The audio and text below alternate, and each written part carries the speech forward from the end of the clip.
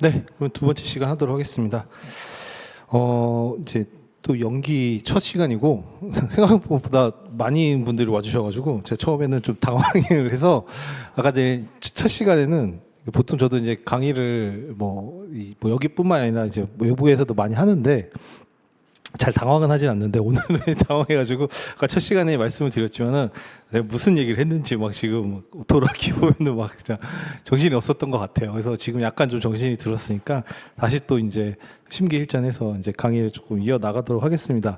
그래서 아까 첫 시간 때 얘기했던 거는 말 그대로 이제 연기다 보니까 오리엔테이션을 좀 길게 했습니다. 그래서 여러분들이 인사노무 관리라는 과목이 뭔지를 좀 잘 이해하고 접근하는 게 중요하다. 그렇게 위해서 어떻게 우리가 접근을 해야 되는지, 그러니까 개괄적으로만 보여드렸죠. 그러니까 전체적인 틀을 어떻게 짜고 이제 앞으로 이제 거기에 나와 있는 내용들을 이제 하나하나씩 우리가 볼 건데, 그러니까 항상 여러분들이 조금 이제 숲을 보려고 노력을 계속 꾸준히 하시는 게 지금 단계에서는 되게 중요하다. 그러니까 지금부터 뭐 암기 이런 거 뭐 하실 분도 이렇게 많지 않을 것 같은데 굳이 지금 와서 암기 고민하실 필요는 없다. 그렇죠? 어차피 여러분 나중에 되면은 이제 지겹게 암기를 해야 되는 상황이 고고 우리 과목뿐만이 아니라 이제 그 전에 여러분들이 이해가 잘 돼 있고 틀이 잘 돼 있으면 암기할 수 있는 것들을 줄일 수가 있어요. 그거를 여러분들이 인사노무 관리에서는 가능하기 때문에 이해를 먼저 두라. 그러니까 그래서 뭐 항상 우리가 여러분들 이제 지금 노무사 시험이고 우리도 어떻게 보면 이제 자격사 시험이잖아요. 그러니까 뭐 메이저 자격사 시험인데 이제 그 시험에서는 항상 그 말씀을 많이 드려요. 우리가 이런 고시나 이런 것들 하는 거는 밑빠진 독에 물 붓기다. 그렇죠? 그러니까 여러분들 이제 아직은 이제 막 시작하시는 분들이 있을 거고 경험이 있으신 분도 아시겠지만 이 시험 다 그래요. 밑빠진 독에 물 붓게요. 그러니까 여러분의 어떤 뭐 그런 걸 떠나서 여러분들이 열심히 이제 부으면은 빠져나갑니다. 이거 어쩔 수가 없어요. 빠져나가요. 그래서 지금 연기 때 열심히 하면 1기 또 좀 쉬었다가 이제 그 텀에 좀 쉬었다가 1기 시작하면 또 새롭고 뭐 이렇게 느껴지고 그러는 건데 그거 당연할 수밖에 없어요. 왜냐면 우리의 기억력에는 한계가 있고 물론 그걸 장기 기억으로 가져가면 더 좋겠지만 대부분의 것들은 빠져나가요. 그렇죠? 빠져나가고 계속 이제 이게 밑빠진 독에 물붓기처럼 계속 붓고 빠지고 막 이렇습니다. 그런데 이제 강조하는 건 뭐냐면 이 구멍의 크기는 사람마다 달라요. 그렇죠? 다르고 그거는 이제 뭐 이제 본인의 어떤 능력에 다른데 여러분들이 이해를 하면 할수록 이 구멍의 크기를 줄여 나갈 수는 있어요. 이해를 하면 할수록. 그러니까 지금은 조금 넓을 수 있지만 이해가 좀 더 되고 좀 더 이해가 되면 이러한 구멍의 크기를 줄이면서 그다음에 암기에 대한 것도 어느 정도 그 이해를 통해서 풀어서 쓸 수 있는 것들이 인사노무 관리에는 있어요. 그렇죠? 그러니까 여러분들이 뭐 예를 들어서 직무 충실의 개념이다. 그걸 굳이 암기하려고 하지 않아도 우리가 직무 구조 중에서 수직적인 측면에서 책임과 그 권한과 책임을 늘리는 거니까 직무 충실이라는 게 그런 거잖아요. 그렇죠? 그런 식으로 이해를 통해서 충분히 뭐 개념적인 서술이나 혹은 뭐 장난전도 경우에 따라서는 그 제도의 특성만 이해하며 뽑아낼 수 있는 것들이 있단 말이에요. 그렇죠? 그래서 그런 이해를 통해서 이런 구멍들을 좀 메꿔 나갈 수 있다. 그러면 나중에는 이제 좀 더 덜 빠져나가죠. 그래서 이제 시험 막판에 되면 이제 어떻게 해야 돼요? 이제 이게 빠지기 전에 계속 채워넣어야 되는 거죠. 빠지기 전에. 그러니까는 이제 시험 막판 되면 3기 끝나면 이제 시험 때까지는 이제 스스로 공부하잖아요. 그렇죠?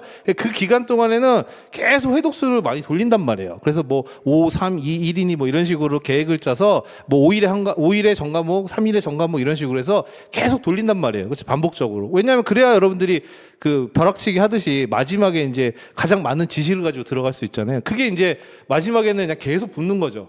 밑빠진 독에 물붓기지만 마지막에는 빠지기 전에 계속 부어서 시험장 가서 다 쏟아내고 다 이제 나중에 다 빠지는 나가는 이제 그러한 형태라고 보시면 돼요. 그래서 이게 뭐 어쩔 수 없는 겁니다. 그래서 여러분들 그걸 받아들이시면 돼요. 그러니까 뭐 이게 내가 머리가 나쁜가 이렇게 고민하실 필요도 없는 거고 원래 그런 겁니다. 그렇죠? 그래서 여러분들이 이제 충실히 해야 될 거는 그래서 지금 연기 때 모든 과목이 다 그렇지만 이해 위주로 여러분들이 좀 접근하시고 내가 이제 그런 부분들을 조금 더 이제 이해하는데 고민이나 시간을 더 투자하시면 나중에 여러분들이 그런 그릇, 여러분의 각각 뭐 과목에 맞는 그릇들을 생각했을 때 그 구멍의 크기를 좀 더 작게 더 만들 수도 있고 그리고 그걸 토대로 해서 암기의 부담을 나중에는 굉장히 좀 효과적으로 줄일 수 있는 부분도 분명히 있다. 그렇죠?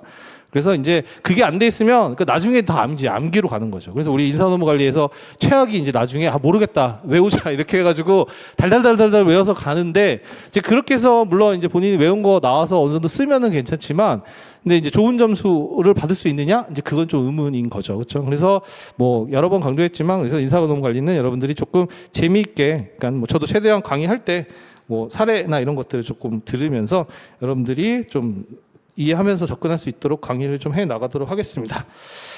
자, 그리고 우리가 이제 교재 같은 경우는 다 아시겠지만 이제 박경 교수님 책을 하고 있어요. 그러니까 이게 뭐 어떻게 보면 요즘의 신림동 수험과 트렌드와는 조금 비껴날 수는 있어요. 그러니까 제가 할 당시에는 다 연기 때는 교과서로 했거든요. 다 거의 대부분의 강사님들이.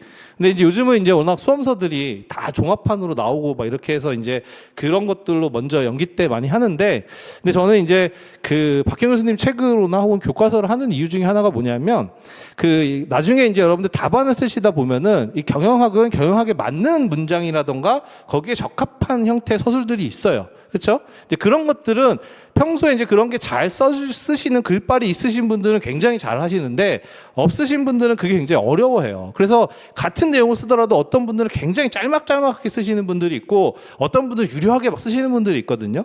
이제 그런 차이가 나중에 되면은 어떤 답안의 분량이라던가 뭐 같은 내용이지만 뭔가 느껴지는 거에 있어서 좀 더 이게 뭐 풍부하게 서술이 됐다라고 느껴지는 부분도 분명히 있거든요. 그렇죠?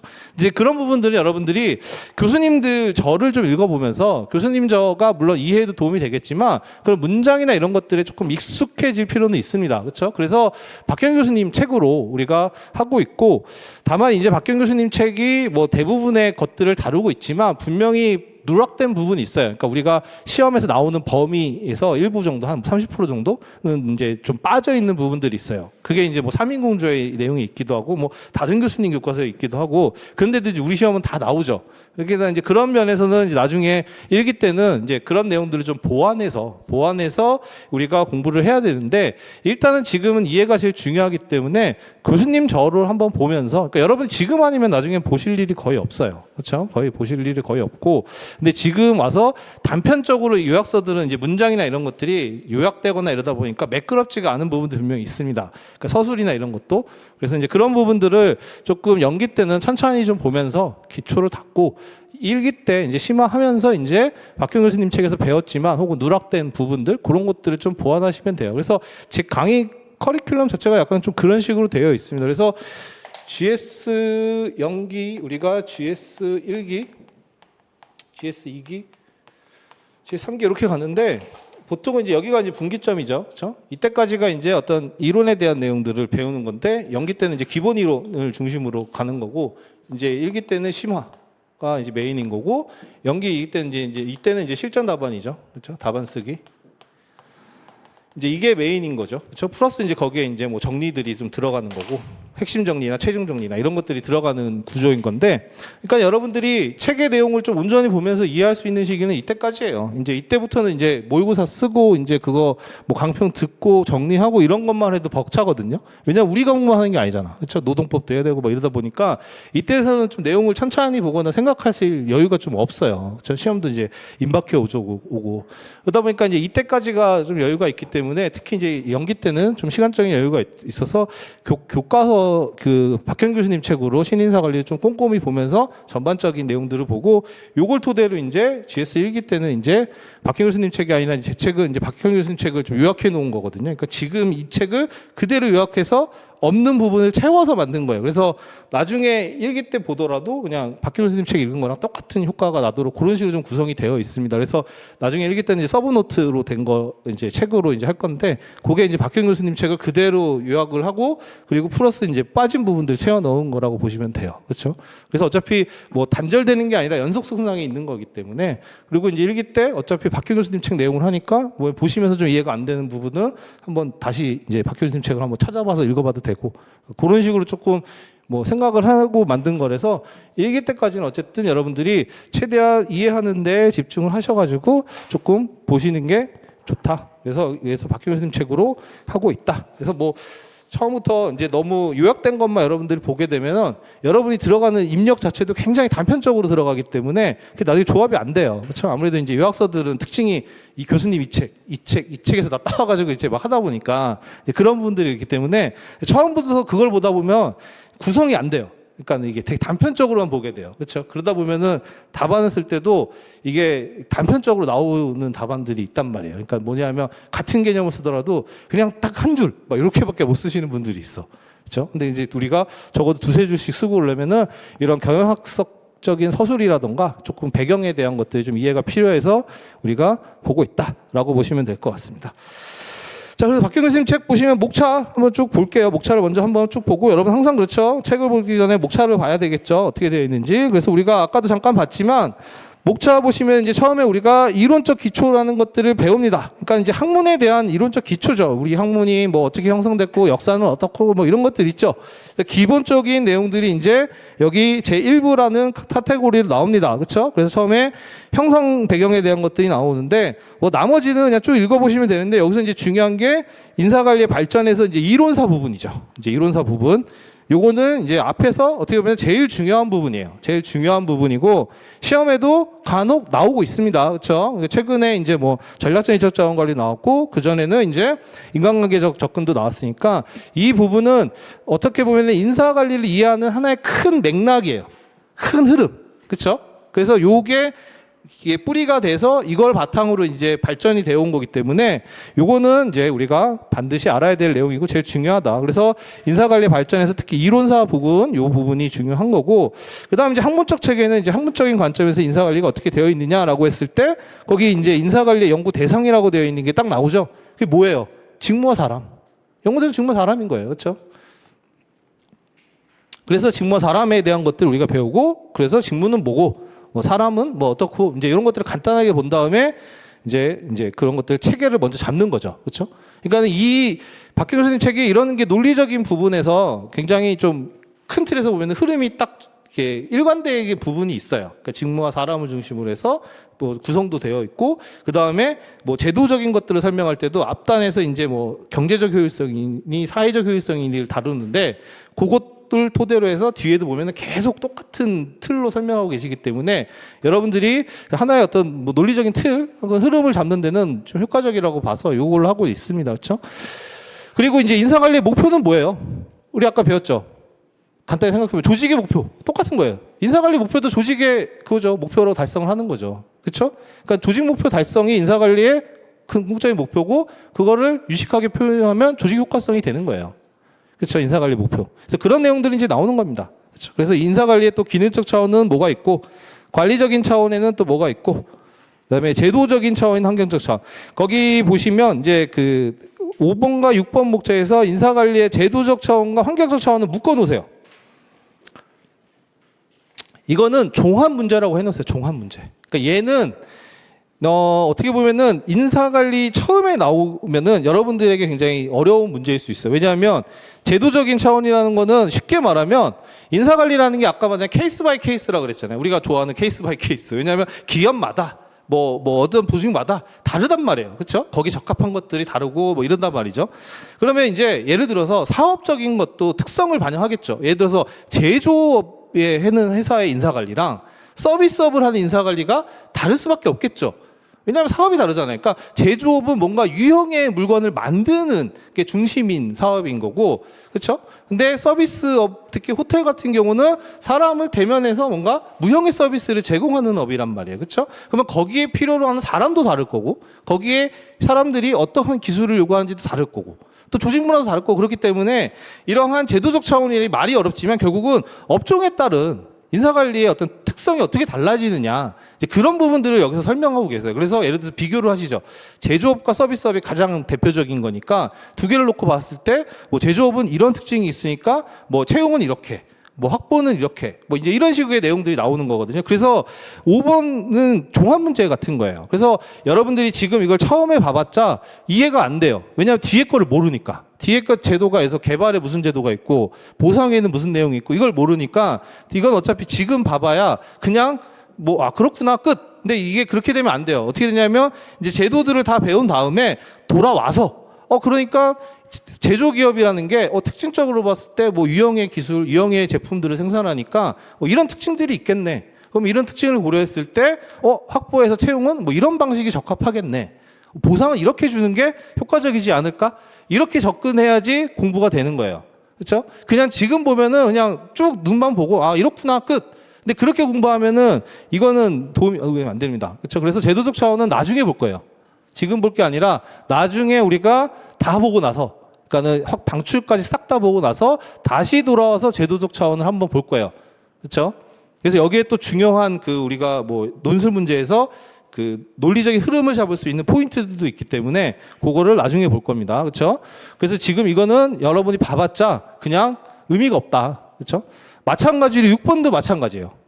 6번도 인사관리 환경적 차원이잖아요.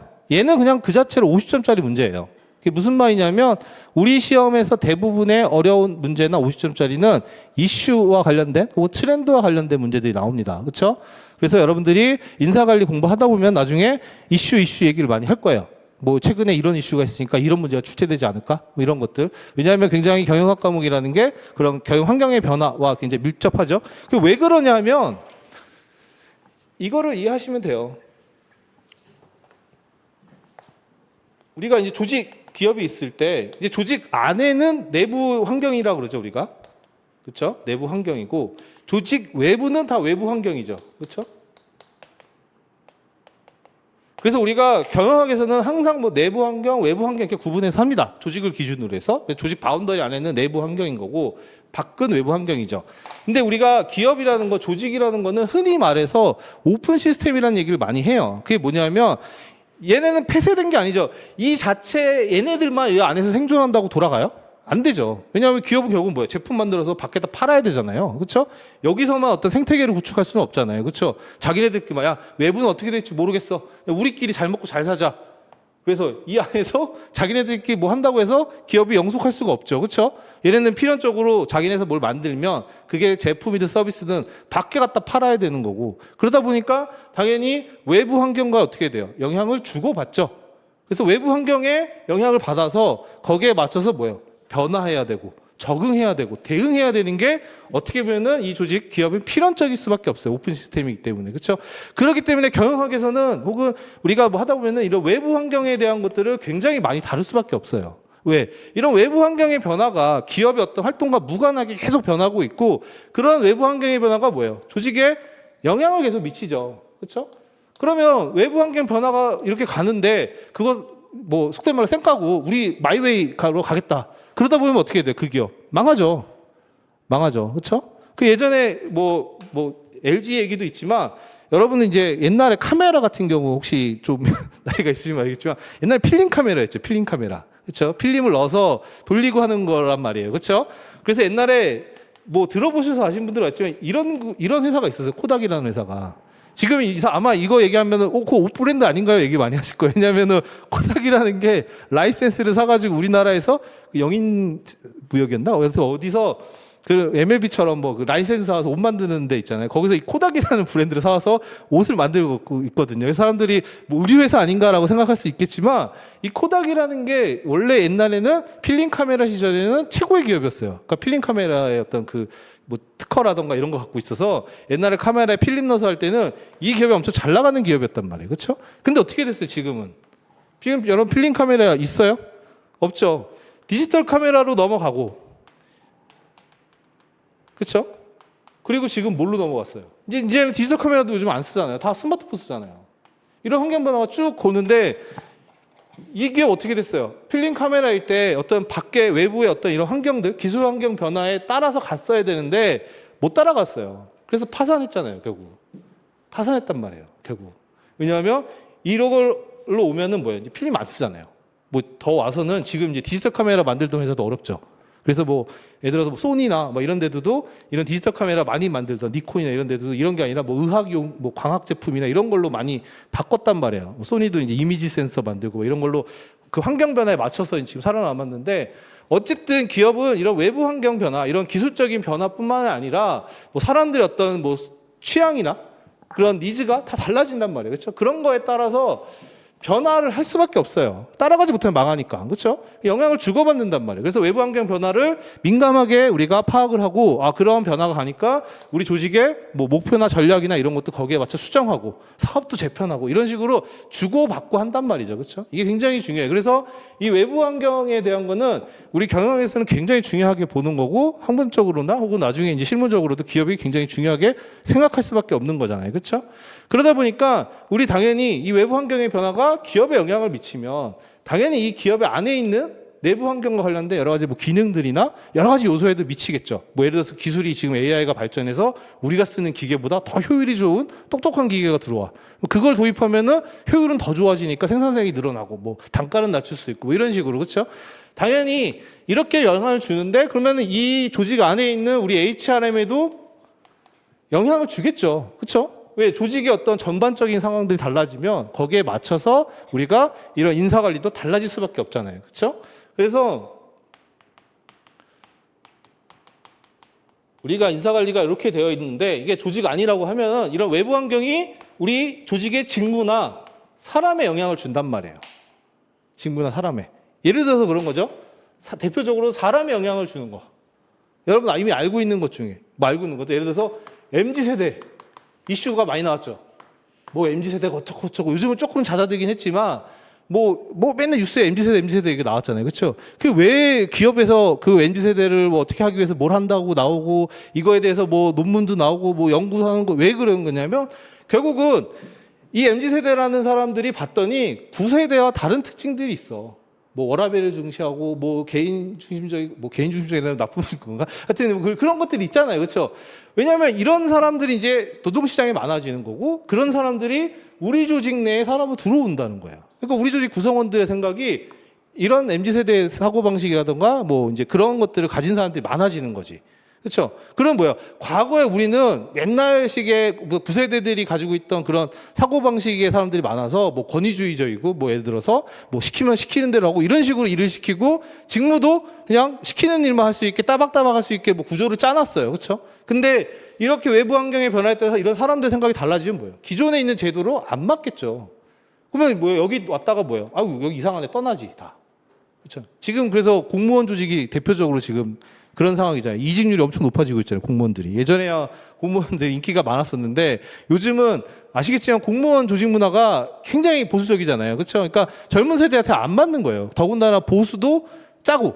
그렇죠? 그러다 보니까 옛날에 연금이라도 좋았지만 연금도 이제 뭐 그러니까 안 맞고 떠나는 거잖아요. 그래서 지금 공무원에서는 지금 그게 제일 큰 이슈인 거예요. 그러면 이 사람들 어떻게 유지시키고 어떻게 뭐 동기부여시키고 만족시킬 것인가. 그런 식으로 변하는 거. 그러니까 이러한 MZ세대 변화가 사람에 대한 변화가 이제 구성의 변화가 있으니까 당연히 그러면 이런 직무도 거기에 맞게 바꿔야 될 거고 기타 보상이라든가 이런 것도 쭉 딸려서 바뀔 수밖에 없죠. 왜? 여기 있는 애가 달라지면 여기서 확보하는 방안, 보상하는 방안, 평가하는 방안도 같이 맞물려서 바뀌어 돌아가야 되는 거지. 얘가 바뀌었다고 이거 그대로 제도를 유지하면 어떻게 돼요? 어긋나는 거죠. 그렇죠? 그런 부분들. 그러니까 이런 게 있고 뭐 기술의 발전이 마찬가지다. 뭐 MZ세대 말고 우리가 뭐 예를 들어 4차 산업혁명이다. 뭐 기술의 발전이다. 뭐 AI다. 뭐 이제 이런 것들이 계속 나오잖아요. 그렇죠? 이런 것도 우리 인사관리에서 고민을 하는 이유 중에 뭐냐면 이런 게 뭐예요? 직무에 영향을 미친단 말이에요. 직무에. 왜? 예전에는 사람이 그 일을 다 했어. 근데 이제 보니까 사람도 필요 없고 기계 도입하면 끝이야. 로봇 도입하면. 그럼 뭐예요? 직무가 사라지기도 하고. 왜 A라는 직무가 기계 도입해서 사라졌어. 그럼 뭐예요? 거기 맡고 있던 사람도 필요 없어지는 거고 내보내야 되는 거고. 아니면 배치 전환시켜야 된다던가. 아니면 뭐 AI 프로그램이 좋아져서 예전에는 이 직무를 뭐 10명이 했는데 뭐 이제는 뭐 5명만 있어도 돼. 그러면 뭐 이제 사람에 대한 조정도 필요하고 이런 식으로 계속 바뀌는 것들이 있단 말이에요. 그래서 우리가 외부 환경에 대한 것들은 결국은 이게 기업에 들어와서 뭐 조직 전체를 바뀔 수도 있지만 인사관리적으로 본다 그러면 어딘가 영향을 주기 때문에 그러면 기존에 맞춰놨던 뭐예요? 이렇게 틀 같은 거, 퍼즐이 이제 삐걱삐걱 되는 거죠. 그렇죠? 그러면 이거를 다시 적합성이 있도록 우리가 모디파이, 수정을 해줘야 되는 부분들이 있고 개선을 해줘야 되는 부분들이 있으니까 그래서 항상 환경적 차원에 대한 문제가 50점짜리나 이런 걸로 자주 나오는 거예요. 이게 진정한 인사관리 어떤 응용, 적용에 대한 것들을 테스트할 수 있는 거기 때문에. 그렇죠? 그래서 우리 시험에서 뭐예요? 52시간에 대한 것도 나온 것도 외부 환경 변화잖아요. 52시간에 대한 제도적인 변화가 뭐 기업이 자초한 게 아니잖아요. 그렇죠? 외부에서 52시간 이제 해. 그럼 기업에서 이제 예전에는 뭐 예를 들어서 68시간까지 시간으로 짜가지고 근무를 시킬 수 있는데 근무 시간을 줄이래. 그럼 거기에 맞춰서 또 제도적으로 바꿔 나가야 되는 거고.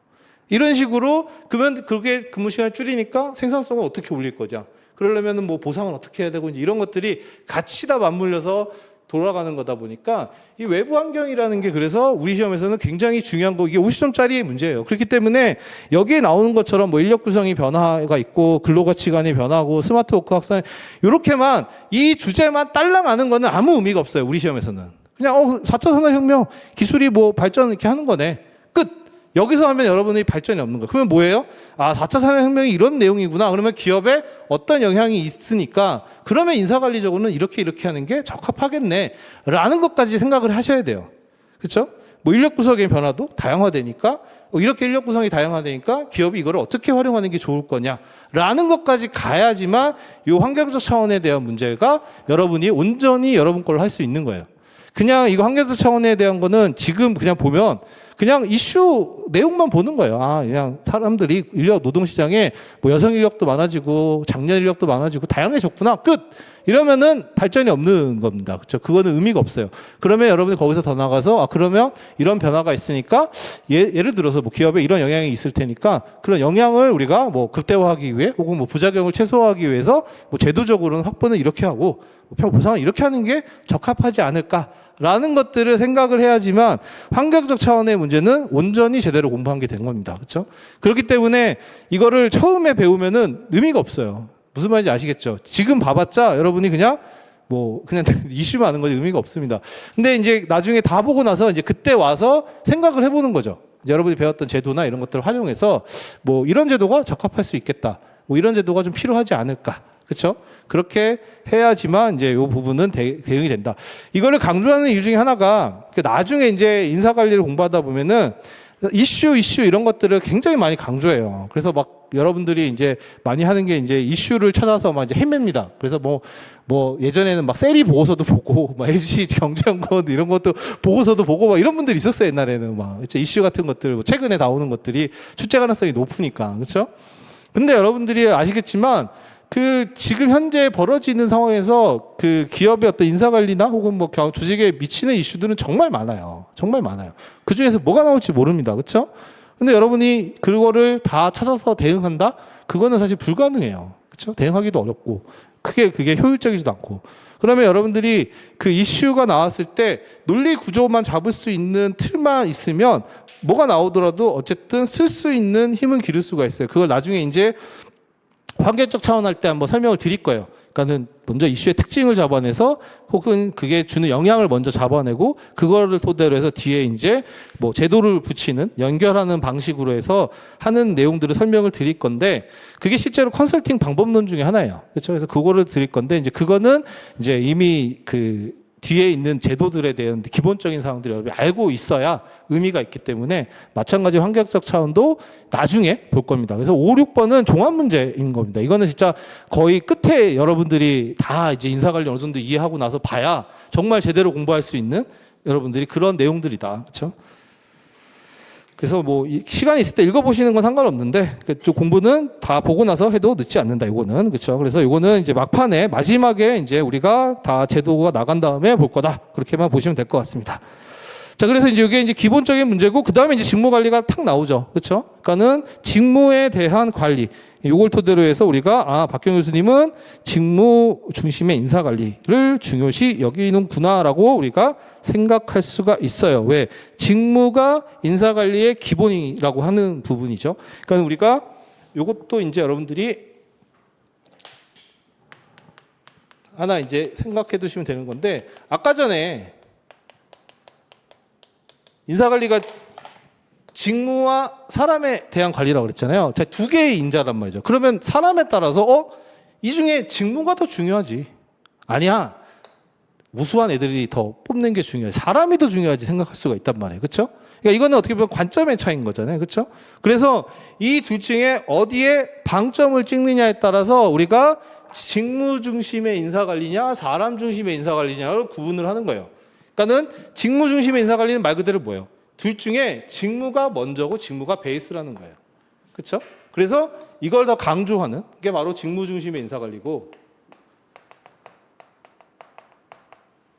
그렇죠? 그래서 직무 중심의 인사 관리는 먼저 직무가 체계적으로 분석을 통해서 직무를 잘 만든 다음에 거기에 맞는 사람을 뽑는다는 구조예요.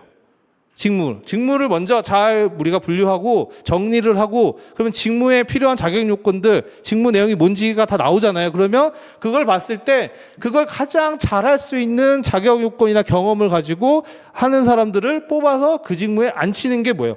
인사 관리를 가장 효과적으로 할 수 있는 방법이라는 거죠. 그렇죠? 그게 이제 직무 중심의 인사 관리고 서양이 직무 중심의 인사 관리예요. 그렇죠? 근데 이제 이러한 게 기본적으로 우리가 뭐 인사 관리에서는 기본이지만 근데 동양에서는 일본이나 우리나라에서는 조금 다르게 발전을 했어요. 그렇죠? 그러니까는 왜냐하면 동양적인 사고방식으로는 뭔가 사람들 간의 관계 뭐 이런 것들이 더 중요하잖아요. 그리고 장유유서 뭐 이런 것들 문화적인 것도 있고 그다음에 일본이나 우리나라나 특징이 뭐냐면 급격한 산업화를 했단 말이에요. 굉장히 빠르게 산업화를 했단 말이에요. 서양처럼 단계적으로 밟아오면서 산업이 발전하고 거기에 맞춰 어떤 학문적인 것들이 체계화된 게 아니라 일본이나 우리나라는 그냥 뭐 전쟁, 일본은 이제 6.25 때 이제 그런 특수를 통해서 급격하게 크고 우리나라도 이제 뭐 산업이 급격하게 이제 60, 70년대 컸잖아요. 그러다 보니까 이런 직무에 대한 개념, 그렇죠? 그런 것들에 대한 개념이나 이런 것들이 체계화할 팀이 없었어요. 그냥 회사가 막 빠르게 성장하고 하니까 조직은 커지고 사람은 많이 필요하고 막 이런 상황이 계속 야기가 됐거든요. 그러다 보니까 사람을 기반으로 한 인사관리가 발전할 수밖에 없어요. 그냥 빨리 우리 사람 많이 필요하니까 우수하다고 보이는 애들 빨리 뽑아. 학벌 좋은 애들, 공부 좀 똘똘한 애들 빨리 뽑아. 그래서 막 뽑아. 뽑은 다음에 뭐예요? 좀 교육시키고 너는 이런 거 잘하네. 너 뭐 예를 들어서 전공이 이거야? 너 이 일해. 이 일해. 이게 더 빨랐던 거지. 그래서 일본이나 우리나라는 사람 중심의 인사관리가 발전을 해왔던 거예요. 우리나라는. 그렇죠? 그래서 우리나라는 그 인사관리의 중요한 기준들이 사람이 가진 속성을 가지고 판단하는 게 되게 많아요. 그래서 임금도 우리나라는 뭐예요? 연공급이라고 해가지고 근속연수가 차면 임금이 오르는 구조로 갔단 말이에요. 그렇죠? 그게 왜냐하면 우리 문화에도 많아. 왜냐하면 우리나라 나이 중요하잖아요. 장유유서. 그러니까 예를 들어서 내가 나이가 더 많은데 일찍 회사에 들어왔어. 근데 저기 있는 후배가 나보다 임금을 더 많이 받아. 그럼 뭐예요? 못 참죠. 못 참죠. 그렇죠? 그러니까 그런 것도 있고 그냥 근속연수에 따라서 하는 게 뭐 복잡하게 뭐 직무가 어쩌고 저쩌고 하는 것보다는 훨씬 더 심플하고 그러다 보니까 우리나라나 일본이나 이런 사람 중심의 인사관리, 사람의 연공을 기반으로 한 특히 이런 게 발전해왔고 그래서 우리가 이 두 가지를 비교해서 많이 하죠. 그래서 사람 중심의 인사관리냐, 직무 중심의 인사관리냐. 그게 뭐 다른 게 아니라 이 둘 중에 어디에 더 기준을 두느냐에 따라 다른 거예요. 직무 중심의 인사관리는 직무를 기준으로 두고 여기에 맞춰서 사람 관리를 하는 거지. 확보를 하고 직무에 적합한 사람 뽑고 선발하고 직무에 적합한 역량을 갖출 수 있도록 개발하고 교육훈련 시키고 A라는 직무에 필요한 뭐 외국어 스킬이 필요하네 그러면 거기에 맞는 교육훈련 하는 거고 그다음에 뭐 보상도 직무 가치에 맞게 너 A 직무는 가치가 이 정도니까 임금 이만큼 받아 뭐 평가 보상 이런 것들이 다 직무를 짜서 돌아가는 거고 반대로 사람 중심은 뭐냐면 이거는 부차적인 거야. 일단 괜찮은 애들 뽑아. 그래서 거기에 너 이런 일도 할 줄 알아? 그럼 이것도 해. 뭐 이것도 해. 뭐 이런 식으로 해서 중소기업 가면 그 업무 분장이 개판인 데가 많아요. 막 이 사람이 막 이 일도 하고 저 일도 하고 그래서 얘가 빠지면 빵꾸가 빵 나는 그런 데도 되게 많아요. 그렇죠? 그런 경우가 많아요. 그건 왜 그러냐면 직무를 기반으로 뽑았지 않기 때문에 그래요. 사람을 뽑아놓고 얘가 똘똘하네? 그러면 이 일도 주고 이 일도 주고 뭐 이렇죠. 그렇죠? 그러다 보면은 뭐 연관되지 않은 다른 막 이질적인 일들을 막 같이 처리하는 경우도 많단 말이에요. 그렇죠? 그래서 그런 식으로 이 사람 중심의 인사관리는 이 중에 사람에게 포커스를 맞춰서 거기를 중심으로 뭐 일도 하고 교육도 시키고 막 이런 식의 구조가 사람 중심의 인사관리다. 인사관리의 중요한 부분들. 그렇죠? 그래서 이렇게 큰 틀이 있는데, 근데 여러분들은 이제 얘를 조금 더 메인으로 생각하시는 게 좋아요. 이게 이제 기본적인 체계이기도 하고, 이게 더 논리적, 그러니까 합리적 뭐 이런 기준들을 가지고 우리가 얘기할 수 있는 거리들이 더 많기 때문에. 그리고 실제로도 지금 이렇게 넘어가고 있잖아요, 우리나라도. 이렇게 넘어가고 있잖아요. 지금 이제 이게 이제 한계에 다다르기도 하고, 고령화 사회에 접어들면서 뭐 사람 중심으로 하는 인사관리에 여러 가지 문제점들이 이제 드러나기 때문에 지금 정부나 이런 데 기업들도 이걸로 다 넘어가고 있어요. 그러니까 여러분들은 이거 박경률 교수님처럼 직무 중심의 인사관리가 어떻게 보면 인사관리 어떤 기본적인 시스템이다. 그리고 직무가 모든 인사관리의 베이스, 기초. 그러니까 이걸 토대로 해서 톱니바퀴처럼 돌아가는 게 인사관리 시스템이다. 이렇게 조금 받아들이시는 게 적절합니다. 그렇죠? 그러니까 당연히 우리가 직무 관리를 먼저 배우는 게 맞겠죠. 왜? 이게 기초잖아. 기초를 먼저 배워야죠. 그래야지 이걸 맞춰서 그 뒤에 있는 것들이 맞춰 돌아가는 거니까. 그렇죠? 그래서 직무 관리가 나오는 거고, 직무 관리에서 이제 직무 설계, 직무 분석 및 직무 평가. 이런 활동들. 그리고 나서 이제 3부부터는 이제 인력 확보. 이건 이제 사람에 대한 관리인 거죠. 그렇죠? 사람을 확보하고 개발하고 하는 것들이니까. 그렇죠? 그래서 확보, 개발. 다만 이제 보시면 개발에서 그 4부 개발이 되어 있죠. 인력 개발. 그렇죠? 거기 바로 밑에 보면 이제 평가가 나와요. 평가가. 그러니까는 개발안에 평가를 넣어놨어. 개발안에. 그렇죠? 우리가 보통은 외울 때 학계평 보유방, 학계평 보유방 해가지고 개발 따로 평가 따로 이렇게 이제 분리해서 배웠는데 박경윤 교수님은 개발안에 평가를 넣어놨어요. 자, 요거는 뭐 옆에다 써놓으시면 뭐 상관없는데 인사평가를 어떤 관점에서 보느냐가 드러나는 건데 개발 관점에서의 인사평가라고 하나 적어놓으세요. 그러니까 인사평가를 개발적인 목적이냐 관리적인 목적이냐 요것들을 우리가 나중에 배울 건데 그 중에서도 요즘은 개발적인 목적으로서 인사평가를 강조하는 추세예요. 그러니까 예전에는 인사평가라는 게 어떤 목적이냐면 일을 했으니까 잘했냐 못했냐 이런 것들 평가해서 그렇잖아요. 잘한 애한테 돈 좀 더 주고 못한 애들은 내보내고 그렇죠? 잘한 애들 승진시키고 이런 식의 어떤 관리적인 통제 목적으로서 쓰는 게 더 강했습니다. 그래서 옛날에 인사 고가 뭐 이렇게 불렀잖아요. 그렇죠? 고가, 뭐 인사 평가 뭐 이제 이런 식으로 불러서 우리가 그런 관리적인 목적으로서 어떤 직원들을 통제하거나 하는 목적으로 쓴 게 굉장히 강했는데 오늘날에는 인사평가를 그런 관점으로 보지 않으려고 해요. 그러니까 인사평가라는 게 결국은 뭐예요? 이 A라는 직원이 뭘 잘했고 뭘 못했고 이런 것들을 평가하는 거잖아요. 그렇죠? 그래서 그러면 얘가 못한 거는 우리가 잘할 수 있도록 뭔가 서포트를 해주면 발전할 수 있는 여지가 분명히 있는 거죠. 그렇죠? 왜냐하면 인사평가라는 거는 그 사람이 어떻게 보면 그 조직에서의 히스토리 같은 거예요. 얘가 들어와서 뭐 어떻게 했고, 그래서 어떻게 발전을 해왔고, 뭐가 부족하고, 뭐 이런 것들이 데이터가 다 있단 말이죠. 그렇죠? 그럼 그거를 못했다고 해서 뭐 승진에 누락시키고 이런 것보다 발전할 수 있도록 피드백을 주고 하는 게 기업 입장에서 이제 더 효과적인 측면이 있고, 오늘날의 환경 변화로. 그 다음에 마찬가지로 인력 구성의 변화로 이제 내가 일을 통해서 뭔가 그런 식으로 관리적인 거에는 좀 거부감이 있어. 수용성이 떨어져. 뭔가 이 평가하는 거는 야, 너를 뭐 벌 주려고 하는 게 아니야. 너를 발전시키기 위해서 하는 거야. 이게 다르죠. 그렇죠? 그래서 개발을 하기 위해서 하는 거야. 이렇게 접근을 하는 게 오늘날의 평가의 중요한 트렌드예요. 그렇죠? 그래서 그런 차원에서 본다면 인사평가도 뭐 과거의 어떤 관리적인 것보다는 이런 식으로 개발적인 게 더 중요한 게 시대가 된 거죠. 그래서 박경윤 교수님이 이제 그런 거에 맞춰서 인사평가를 개발안에 넣으신 겁니다. 그래서 이런 것도 이제 나중에 이제 인사평가 할 때 한 건데 보면서도 목차를 보면서도 이제 그런 생각을 한번 해볼 수 있는 거죠. 그렇죠? 그 다음에 뭐 교육훈련, 경력개발, 뭐 임금, 그다음 쭉 순서대로 나옵니다. 그렇죠? 그래서 이러한 순서대로 우리가 제도적인 거를 배울 거다. 그렇죠? 그래서 보면 내용이 다 제도적인 거예요. 뭐 무슨 제도가 있고 뭐 어떤 기능이 있고 그다음에 뭘 하기 위해서 무슨 이제 뭐 방법론이 있고 뭐 이런 것들을 배우는 게 우리 인사관리의 전부입니다. 그렇죠? 그래서 그런 부분들이 이렇게 순서대로 쭉 있는데 요게 이제 아까 말한 것처럼 직무와 사람이라는 두 개를 어떻게 관리하느냐에 대한 구체적인 활동들이 나오는 거다. 자, 보시면 될 것 같습니다. 자, 그렇죠? 자, 그래서 이제 순서대로 이렇게 볼 건데 처음에 이제 우리가 인사관리 형성 배경을 봐야겠죠. 그래서 당연히 이제 3페이지부터 보시면 뭐 그냥 쭉 읽어보시면 돼요. 인사관리가 왜 중요한가. 이제 뭐 우리가 항상 처음에 교과서 피면 나오는 그러한 내용들이 있죠. 그렇죠? 다만 좀 의미 있는 거는 이제 4페이지 넘어가 보시면 이제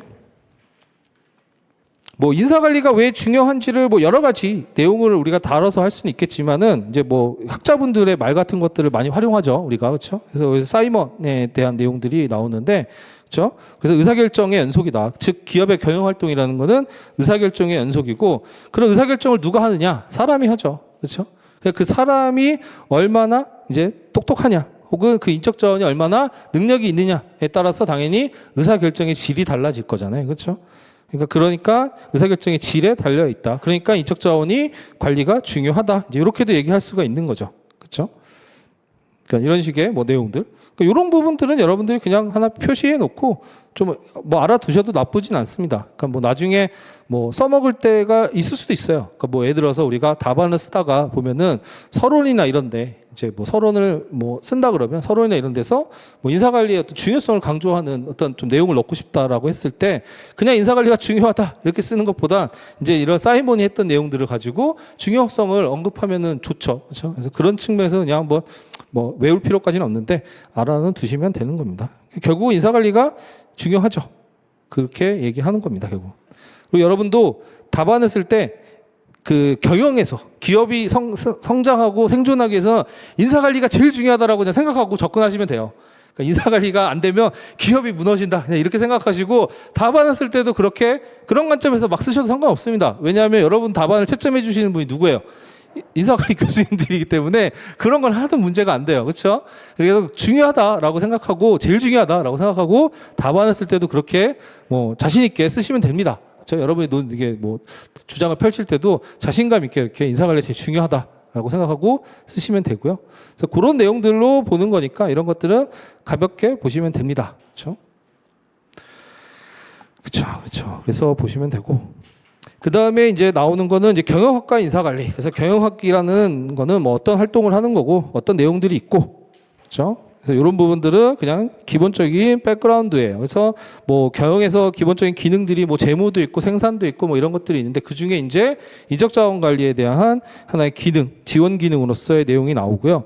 그래서 그런 부분들은 그냥 이건 읽어보시면 됩니다. 그렇죠? 그 다음에 이제 7페이지 가면 여기서는 조금 이제 개념적으로 의미 있는 거는 이제 매니지먼트에 대한 거예요. 우리가 이제 앞으로 관리 이런 것들을 굉장히 많이 쓰는데 이 관리가 매니지먼트인 거죠. 그렇죠? 그래서 그 개념이 뭐냐라고 했을 때 이 관리, 그러니까 여러분도 아시겠지만 서양에서 경영학이라는 게 먼저 등장한 게 아니에요. 그러니까 공장이 생기고 뭐 산업이 발전하다 보니까 예전에 이제 주먹구구식으로 하던 거를 이제 좀 더 체계화하고 하면서 이제 경영학이 발전해 오고, 그리고 옛날에는 이제 생산 뭐 이런 게 더 중요하다고 생각했지만 이제 페이올 같은 경우가 이제 이런 관리의 중요성을 이제 체계적으로 정리해서 이제 이걸 학문화한 거잖아요, 그렇죠? 그래서 우리가 배우는 게 거기에 교수님이 이제 화이올이라고 쓰는데 페이올의 어떤 관리에 대한 내용들을 이제 조금 이제 언급이 되고 있습니다. 그래서 보시면 그 관리 활동이 중요하다. 그래서 이 매니지먼트, 즉 관리 활동이 뭐냐라고 했을 때 거기 보시면 밑에 줄에 거기 화이올 나오는 그 단락 중간에서 보시면 화이올 다음에 하나, 둘, 셋, 넷, 다섯 번째 줄 관리라는 용어가 있어. 매니지먼트. 그래서 관리에다 밑줄 그어 놓으시고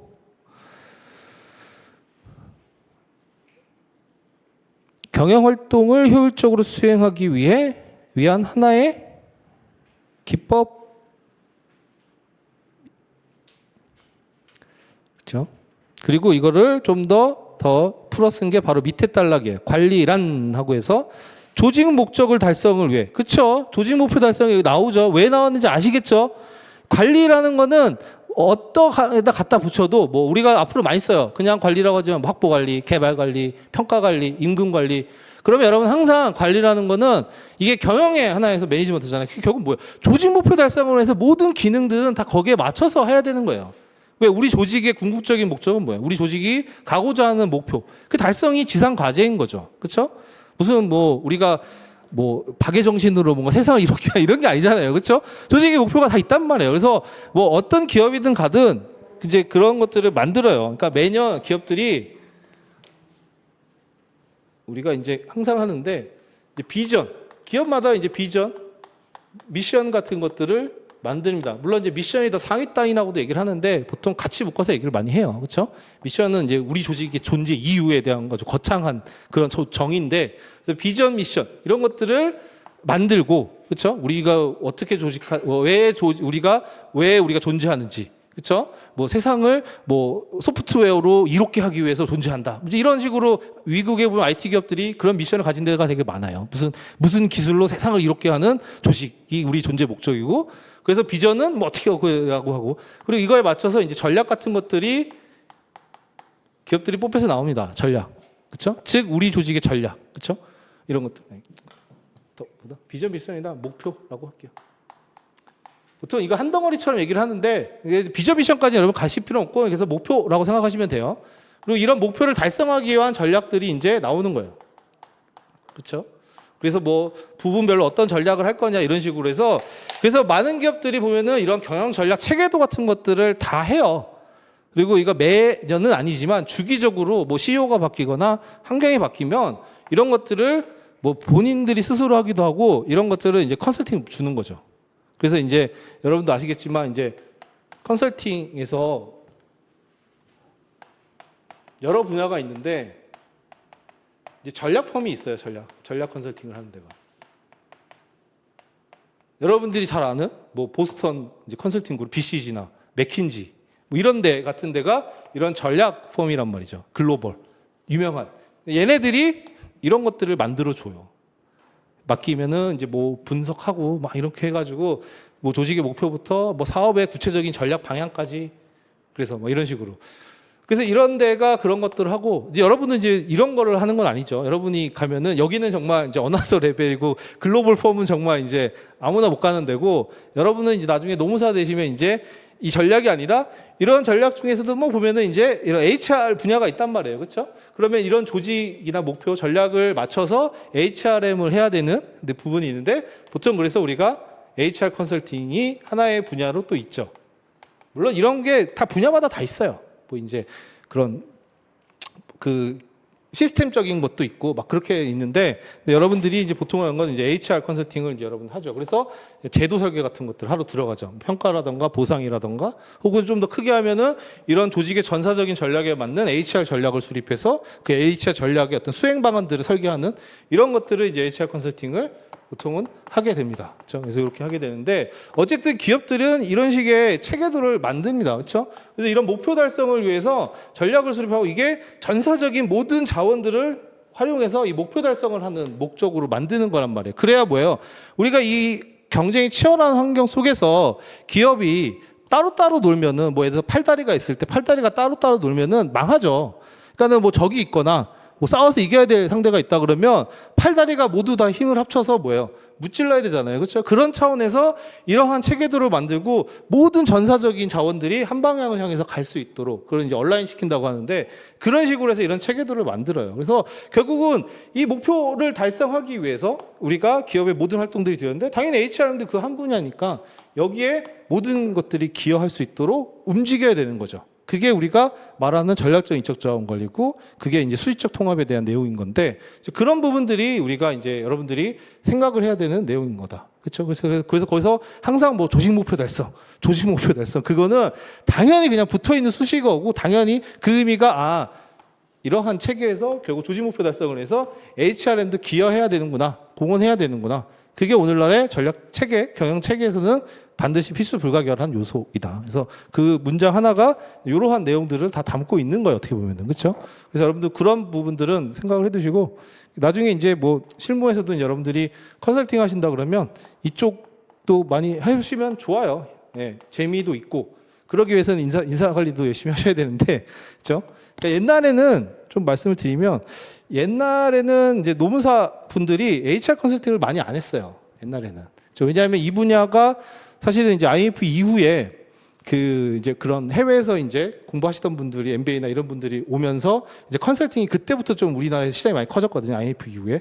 그리고 그때 이제 성과주의 들어오면서 막 신인사 제도 막 이러면서 이제 그때 이제 막 연봉제 도입하고 막 이런 것들 하면서 그때 시장이 엄청 커지고 그때 이런 컨설팅들이 좀 본격화 많이 됐단 말이에요. 그렇죠?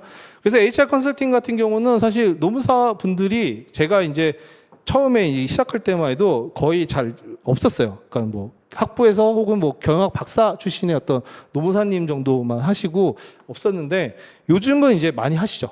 왜냐하면 이쪽으로 진출하기 위해서 그간 많은 노력들을 했습니다. 막 무슨 뭐 예전에 이제 저는 이제 시작할 때 노무사 사무실이 아니라 이 HR 컨설팅 펌에서 처음에 이제 시작을 해서 여기서부터 운 좋게 그래서 원래 이쪽에도 좀 관심이 있어가지고 운 좋게 그렇게 들어가서 로컬 펌에서 이제 이걸 했었는데 이제 그때만 해도 뭐 별로 없었는데 이제 그 뒤에 보면은 뭐 이런 컨설턴트 출신들한테 막 배우고 공부하고 막 이렇게 해가지고 최근에는 이제 많이 진출해서 이쪽에서 많이 해요. 특히 노무사님들이 많이 하는 게 보상 쪽을 되게 많이 해요. 보상 설계. 왜냐하면 보상을 하다 보면은 뭐 통상임금이나 이런 평균임금이나 이런 것들 연동되는 법률적인 해석들이 필요하기 때문에 이제 그러다 보니까 2013년에 통상임금 판결 나오고 나서는 이쪽 분야 중에서 보상은 뭐 노무사가 하는 약간 그런 걸 좀 자리 잡아서 보상 설계를 많이 합니다. 근데 보상을 하게 되면 평가도 같이 해야 돼요. 같이 보상 평가는 임금 평가는 같이 붙어 있는 세트나 마찬가지여서 그러다 보니까 이제 임금 평가나 이런 것들 많이 하고 있다. 그래서 뭐 이쪽 분야도 여러분들이 관심 있으면 노무사 나중에 되셔서 진출하셔도 뭐 좋습니다. 그렇죠? 뭐 재미도 있고요. 네.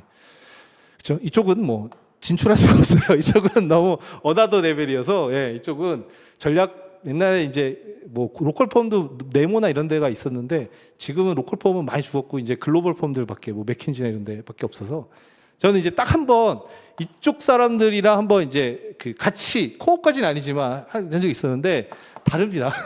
달라요. 그렇죠? 그래서 저는 이제 인사 쪽을 하느라고 했었고 이제 여기는 전반적인 걸 했는데 여기 있는 분들은 달라요.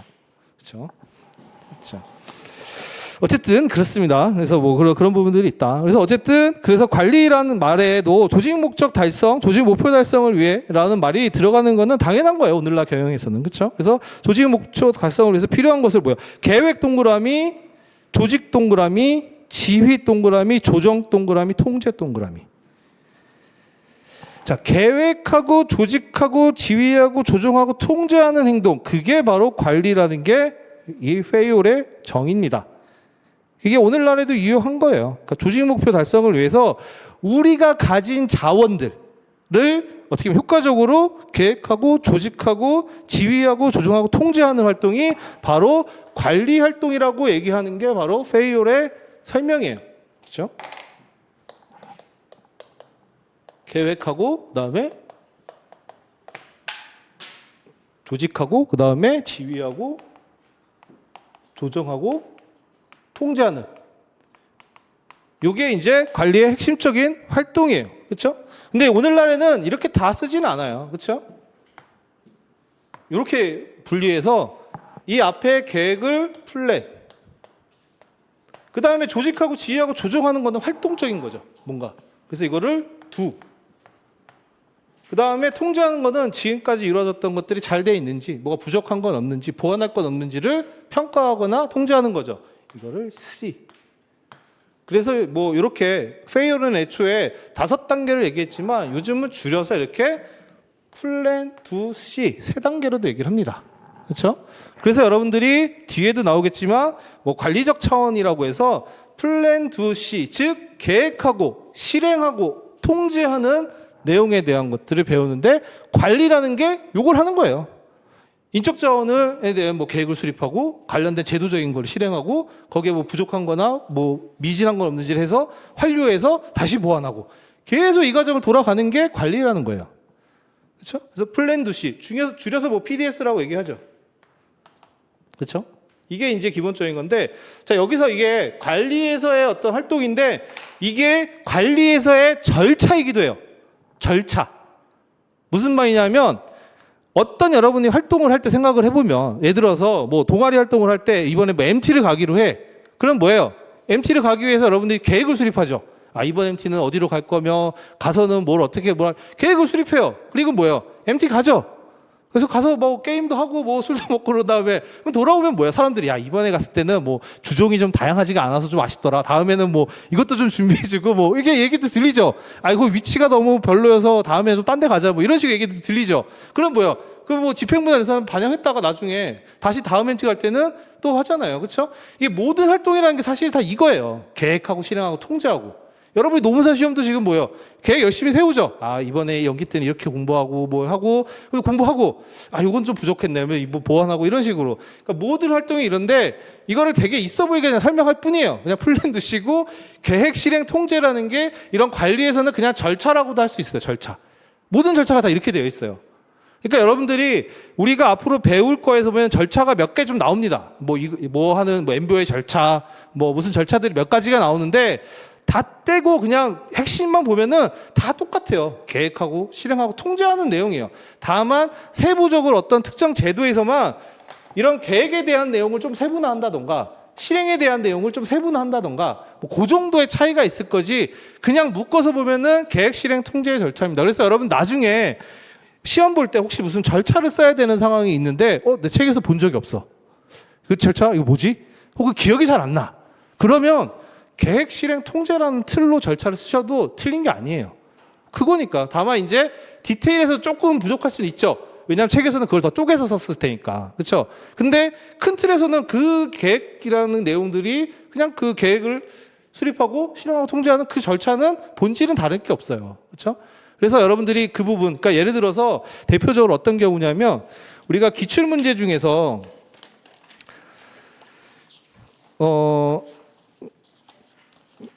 그 2019년도 28회 보시면 이거 아마 그때도 많이 분 당황하셨을 거예요. 왜냐하면 물음 2번 보시면, 문제 1의 물음 2 보시면, 자, 효과적인 성과 관리를 위한 프로세스래. 절차죠, 프로세스가. 근데 이거 책이 안 나오거든요. 내가 뭐 성과 관리를 따로 찾아가지고 뭐 이슈를 보거나 아니면 다른 뭐 논문들을 구해서 공부를 하지 않으면 처음에 봤을 때 이거 어떻게 쓰지라고 막막해요. 이렇게, 이런 게 간혹 있어요, 우리에서. 그렇죠? 책에 나온 절차들은 그냥 뭐 외우시면 되고, 못 외우겠다 그러면 그냥 플랜 2C로 정리를 하셔도 되는데, 이런 경우 같은 경우 막막하죠. 근데 이거 플랜 2C로 정리해서 계획, 실행, 통제로 정리해서 하시면 돼요. 그러면 뭐예요? 성과 관리를 위한 제도를 계획하고, 쉽게 말하면. 그렇죠? 그래서 뭐 성과 관리를 어떻게 할 거냐, 역량 평가 어떻게 할 거냐, 뭐 업적 평가 어떻게 할 거냐, 그런 계획에 대한 수립 내용들을 적고, 실행은 뭐예요?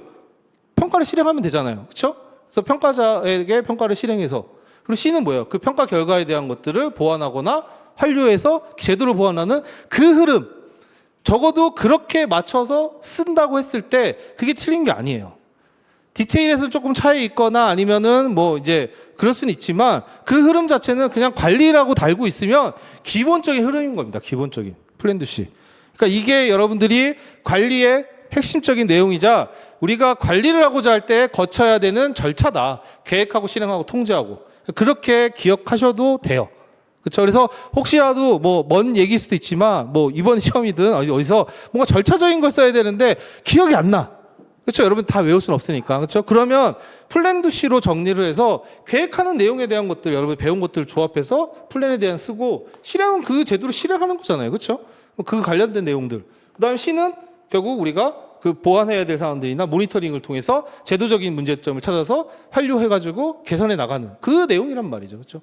그렇기 때문에 모든 거에 다 관리가 붙으면 다 똑같다고 보시면 돼요. 앞에 있는 뭘 하느냐의 액션에 대한 차이가 있을 뿐이지 이 과정은 다 똑같다는 거죠. 확보 관리도 마찬가지고 뭐 평가 관리도 마찬가지고. 평가 관리 어떻게 해요? 절차적으로 평가 기획하고 계획하고 평가 실행하고 통제하고.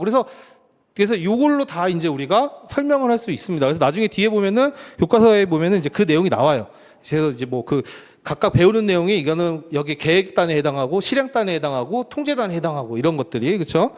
그래서 어쨌든 그게 핵심이다. 그래서 관리란 조직 목적 달성을 위해 필요한 것을 계획하고 조직이 가진 자원을 어쨌든 뭐 계획하고 조직하고 지휘하고 조정하고 통제하는 활동이다. 아니면 줄여서 계획하고 실행하고 통제하는 활동이다. 이렇게 줄여서 쓰셔도 됩니다. 우리가 뭐 페이올의 정의를 그대로 써야 되는 뭐 교수님이 뭐 페이올의 관리에 대한 정의를 써라 뭐 이렇게 물어보지 않는 이상 그냥 관리라 그러면 여러분들이 플랜 C에 대한 내용들 생각하시면 된다. 그렇죠? 그래서 이제 그 각각의 이제 계획하고 조직하고 지휘하고 조정하고 통제하는 거에 대한 건 이제 밑에 나옵니다. 계획은 이제 뭐 미래의 어떤 것들을 예측을 해서 어떻게 대처할 것인가 사전에 결정하는 거고, 조직화는 이제 뭐 필요한 자원들을 투입하는 거고, 그리고 이제 지휘는 이제 업무적인 것들을 구체적으로 지휘하는 그런 내용들이죠. 그렇죠? 조정은 당연히 우리 조직에도 많은 기업의 조직들이 있으면 그 조직 부처 간에 막 알력들이 있단 말이에요. 그렇죠? 그런 상황에서 조정하고, 그리고 끝으로 통제하고, 이런 것들. 그렇죠? 그래서 관리라는 거는 그 정도만 여러분이 기억해 두시면 됩니다. 그렇죠? 그렇죠? 그래서 우리가 앞으로 뭐 확보 관리니 평가 관리니 뭐 이러면은 그냥 그 관리라는 의미는 요 의미라고 생각하시면 돼요. 그래서 앞에 그거에다가 이제 뭐 평가에 대한 내용을 넣든 사람에 대한 확보에 대한 내용을 넣든 똑같다고 보시면 됩니다. 그렇죠? 관리라는 건 그거니까. 그래서 그걸 어렵게 생각하실 필요 없다. 그렇죠? 이렇게 보시면 되고, 그 다음에 이제 뭐 그 뒤에 이제 나오는 것들은 뭐 8페이지 이후에 나오는 것들은 이제 그런 부분들을 하나하나씩 그냥 설명하는 내용들입니다. 그래서 뭐 이제 그 제도적인 차원과 관리적인 차원, 기능적인 차원으로 이렇게 구분을 해서 경영 활동의 구조를, 그래서 관리적인 차원이 어떻게 보면은 이제 절차적인 차원으로서 계획하고 실행하고 통제하는 그에 대한 내용인 거고, 거기 보시면 그림 1-3의 8페이지. 이건 이제 박경규 교수님 서술이에요. 그렇죠? 이런 식으로 뭔가 조금 체계적으로 공부할 수 있도록 경영 활동의 구조를 이런 식으로 이제 설명하고 계시죠. 그렇죠? 그래서 관리적인 차원. 그러니까 관리라는 이름이 붙으면 이런 식으로 계획, 실행, 통제, 뭐 조직화, 지휘, 통제, 뭐 어떻게 상관없습니다. 그래서 이렇게 하는 게 관리적인 차원으로서 절차적인 거고, 그 다음에 기능적인 차원으로서는 이제 조직에서 하는 뭐 구매, 생산, 판매 이런 개별적인 기능. 이 중에 이제 하나가 인사인 거죠. 그렇죠? 인사인 거죠. 그리고 이제 제도적인 차원은 이제 뭐 그게 제조냐, 은행이냐 뭐 이런 것들에 대한 설명인데 뭐 쉽게 말하면 이제 업종별로의 차이를 보는 겁니다. 이거는 이렇게 뭐 중요한 건 아니에요. 박경준 서술이니까 그냥 가볍게 읽어보시면 되는 거고 따로 문제될 건 없습니다. 자, 그 다음에 이제 넘어가서 10페이지 보시면 이제 여기가 이제 중요한 거죠. 인사관리의 발전. 우리가 이제 두 가지를 배우는데 관리사와 이론사를 배워요. 그렇죠? 근데 관리사는 별로 중요하지는 않아요. 관리사는 뭐 크게 의미는 없습니다. 이거는 의미는 없고 중요한 건 이론사예요. 이론사. 우리 인사관리가 어떠한 변화의 과정을 거쳐 이론이 발전해 왔는지에 대한 설명이 이론사고 여기서 나오는 하나하나의 이론들이 오늘날의 어떤 인사관리의 기본적인 뿌리를 두고 있어요. 그렇죠? 그래서 오늘날에 보면 어떻게 보면은 뭐 기계적 접근이니 뭐 이제 인간의 접근이 이런 것들이 하나의 뿌리가 돼서 이제 자리 잡고 있는데 그렇기 때문에 이제 이론사가 제일 중요합니다. 그렇죠? 그래서 좀 쉬었다가 관리사 간단하게 보고 이론사 좀 설명을 하면서 이제 하도록 할게요.